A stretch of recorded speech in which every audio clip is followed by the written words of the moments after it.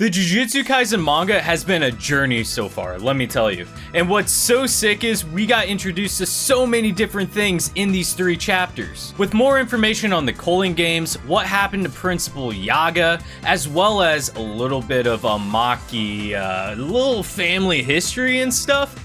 And possible threats for Mai. I'm telling you, if you guys haven't read any of the Jujutsu Kaisen manga and you guys are following along the manga journey with me, you guys are in for a treat this episode. So make sure to go grab a snack, sit back and relax, and let's jump into this. But before we jump into this, guys, please, for me, make sure to leave a like on this video, subscribe to the page, and hit the bell notification to be notified for all the new videos to come. Also, while you guys are down there, make sure to come join our anime Discord as well as our Patreon, where you guys can watch all of our anime reactions, uncut and unedited, with full-length videos, so you guys can follow along and watch all the animes with me. With that being said, let's jump into these 3 chapters of Jujutsu Kaisen. We start off exactly where we left off, with information about the prison realm, or I should say, the back of the prison realm.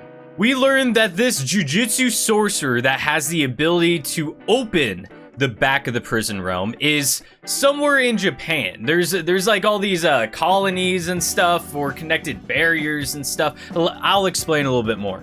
We learned that there are 10 colonies around Japan, and that all of these colonies are connected by barriers that send humans in Japan to the other side. We also go on to learn that the ritual into creating this merger will actually take around 2 months, with Yuta stating that the merger has begun, which then we get a little bit more into the rules and regulations for the Culling Games, stating that rule number 1, after awakening a curse technique, players must declare their participation in the Culling Game at a colony of their choice within 19 days, stating that on midnight of October 31st, all these players have awakened to, I guess, go into the Culling Game. One being Sumiki, which is Megumi's sister. We also learned that any player who breaks the previous rule shall be subject to curse technique removal, which this means basically resulting in death. So those players that do not declare which colony they want to participate in for the Culling Games results in their death, which they have 19 days to go and choose which colony they want to participate in. And this is crucial because those that do not understand the rules of the Culling Game will result in death, which is kind of unfair. I feel like they should just send out like an envelope to these people and say, hey man, make sure you check in on this. Otherwise, you're not gonna like the repercussions of this. We learned that curse technique removal is not a prescription, but removal, so there is no binding vow, which we learned that binding vows have been made across Jujutsu sorcerers, which allows them to get some sort of power in exchange for creating this binding vow that they have to follow through with. And if they do not, well, they face some kind of punishment for not doing so. However, this isn't a binding vow situation, which means something happens to your brain, which Shoko states that she thinks this means you die. Otherwise, everyone would refuse to participate. Maki then states that sorcerers like her who don't have a curse technique aren't at risk, which then we jump to rule number 3 on the list. Non-players who enter the colony become players at the moment of entry and shall be considered to have declared participation in the Culling Game. So we learned that even civilians have the chance at being a Culling Games participant, but they are given at least 1 chance to exit, which Yuta states, how generous. We then jump to rule number 4, which states players score points by ending the lives of other players, which then, rule number 5 states, points are determined by the game master and indicate the value of a player's life. As a general rule, sorcerers are worth 5 points, and non-sorcerers are worth 1 point, which after this rule gets stated, we learn that something's going on with Megumi. As Yuji states Fushiguro, and Megumi responds with, it's nothing, and kind of just breezes past something that he's thinking about. Tengen states that each player will receive a Shikigami, called a Kogame. Jumping to rule number 6, excluding the point value of a player's own life. Players may expend 100 points to negotiate with the game master to add 1 new rule to the Culling Game. Jumping to rule number 7, in accordance with the previous rule, the game master must accept any proposed new rule, unless it has a marked and long-lasting effect on the Colon game. Which means you can't just say, hey, anybody that isn't named Matt just dies in the Colon game. Because obviously, the game wouldn't really exist that much longer. At rule number 8, if a player's score remains the same for 19 days, that player shall be subject to curse technique removal, which then cuts to Yuji stating he has to kill again. Which obviously is a big major factor for Yuji's character development, stating that Yuji wants to save people and not take people's lives. Which, from the looks of it, I'm already expecting the worst in Jujutsu Kaisen, because nothing happy ever happens in Jujutsu Kaisen, or at least doesn't remain happy for a long period of time. Our protagonists decide on a plan, with Yuki and Choso staying behind to remain as Master Tengen's guards, while Maki returns to the Zenin clan to collect cursed tools. Since Megumi is the head of the Zenin clan, he can appoint anybody that he wishes to go into the whereabouts of all the cursed tools, and he can basically have anybody go in there and collect whatever tools he wants. Yuta states that he's going to go to a colony right away to take part in the game, while Yuji states he's trying to figure out what's the best option for him, with a panel showing of Yuta and Yuji both thinking and looking at each other, stating that they're thinking about how it would be safer for Fushiguro if Okotsu were near Itadori, but it would be more efficient strategically for Okotsu to operate alone. With Megumi then stating to Yuji, "Don't even think it, I'll be fine," which Megumi then states, "If that happens and I die, just have him kill you." We then learned that some of the characters are heading to the whereabouts of a Jujutsu sorcerer, which I've never seen before, but a lot of you guys have talked about him. We learned about Kinji Hikari, who is a suspended third-year Jujutsu sorcerer. I'm excited to see who this is because literally I can't avoid the spoilers. You guys keep talking about Hikari. I don't know anything about his powers, but I'm excited to see who this Hikari guy is. As the heroes set off to their own missions, Yuji turns around calling for Choso, stating, "Thanks, I appreciate it," with Choso replying, "Don't die, okay?" Which then cuts to one of the funniest panels of the manga in these last 3 chapters, with Yuki stating, "Are you crying?" and Choso just bawling his eyes out, with Tengen just sitting there like, these guys are my bodyguards? And cutting straight from the comedy panel, we're then cut to a stand-up comedy panel. No, like, I'm serious. Look, it's a literal stand-up comedy panel. We are then introduced to a Colon game player, Fumihiko Takaba? Dude, I tell you what, like, why do they gotta make the names so confusing? Why can't one just be named Jeff? Like, just something like that, man. Make it easy on me. But we learned that Takaba isn't a really good stand-up comedian, and that he should just let it go and just move on. With someone stating that neither of you seem to understand that even guys who aren't funny can make it, like a one-hit wonder type of thing. And that there are 2 types of comics will always be in demand. Comics who are funny, and comics who think they're funny. Stating to Takaba, "Which are you?" Takaba literally stating, I think it's like 50-50, but maybe it's more like 70-30. Which then we cut to the next chapter of Jujutsu Kaisen. Jujutsu Kaisen chapter 147. Which this is a chapter, man, I am so excited we finally get to see, because after seeing the anime, I didn't think we'd see anything of Principal Yaga. Which, spoiler alert, this chapter is all about Principal Yaga, as well as a little bit of a Panda backstory. Or I should say the creation of Panda. Let's jump right into it. We see that Principal Yaga is still in prison, and that he has been captured by the Jujutsu High officials. With the Jujutsu High officials trying to figure out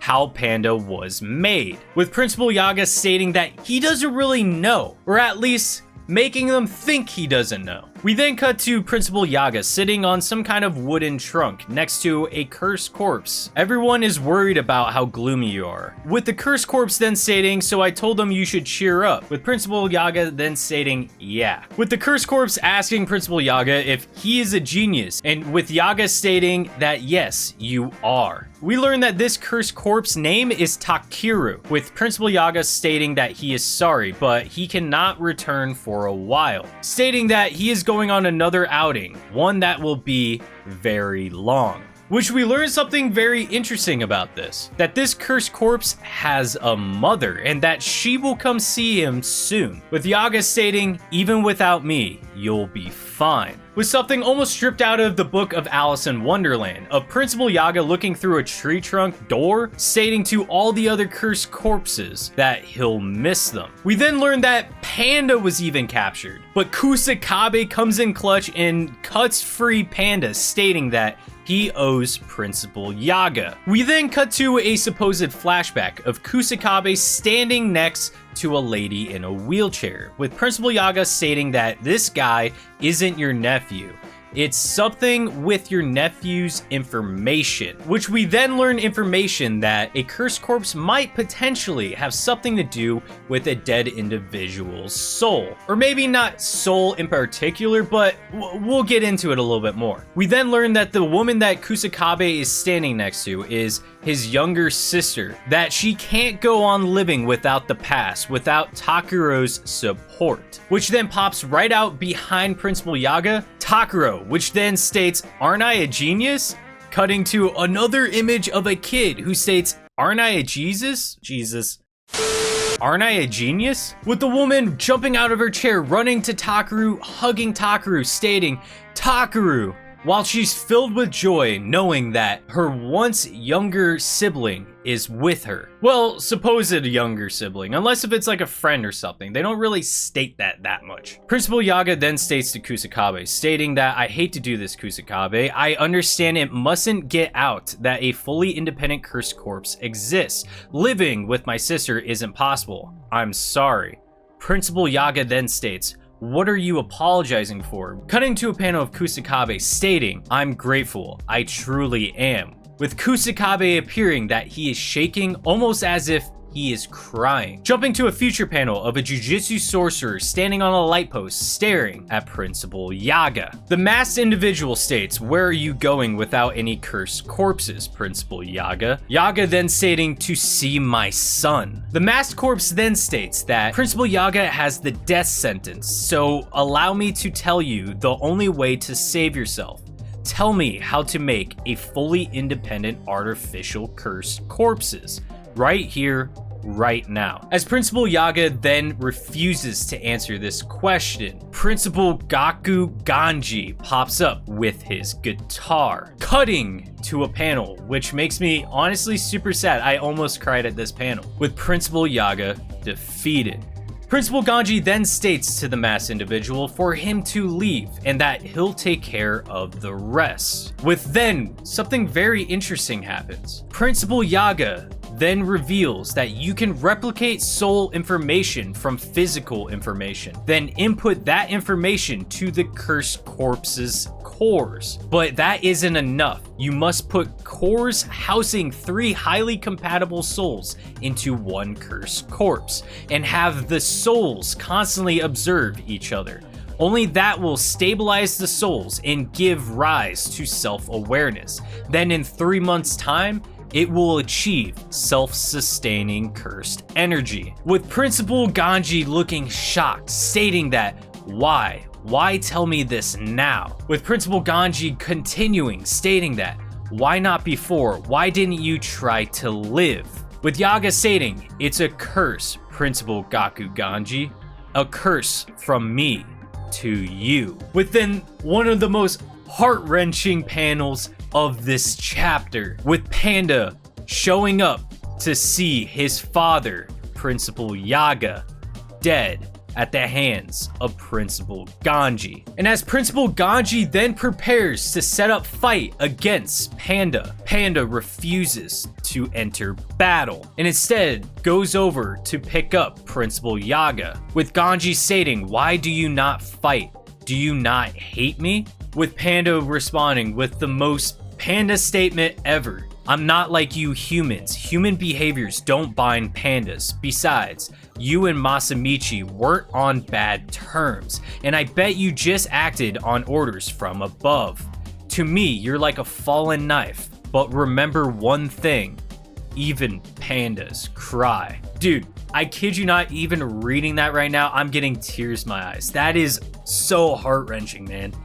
Once I see that animated, bro, I might actually cry, man. That is just so freaking sad, man, when I read that. Leading into today's final chapter, chapter 148, with Maki Zenin showing up at the Zenin household, facing Naoya.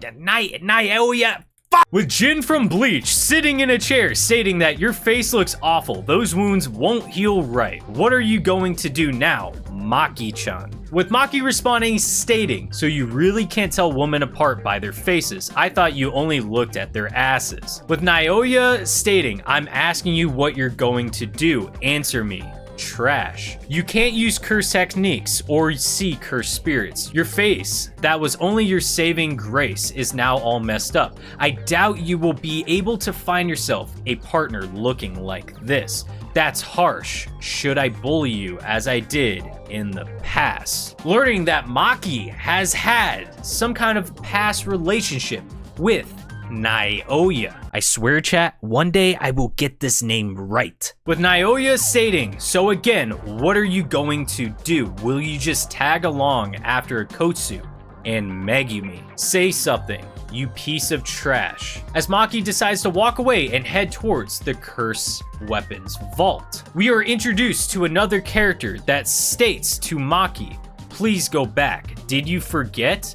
We are not allowed to access the Cursed Tools warehouse. With Maki flinging around the keys around her fingers, stating that the head said it was fine. We then cut to a little bit of a flashback conversation between Megumi and Maki, trying to figure out who should go get the Cursed Tools. Which Megumi honestly just doesn't want to go to the Zenin household, as he just doesn't want to deal with it. With Megumi then stating, why don't you just become the head of the clan? Which Maki then states that she believes she isn't good enough yet. She believes she wouldn't be able to make room for Mai yet. Understanding that Mai and Maki feel like they have been outcasted from the Zenin household. Which Megumi then states, I understand. Cutting back to the present time of the woman stating, I said go back. Why? Why are you always like this? For once in my life, make me feel proud. Maki. As Maki unlocks the doors into the Cursed Tools warehouse, she ends up bumping into an individual which is claimed to be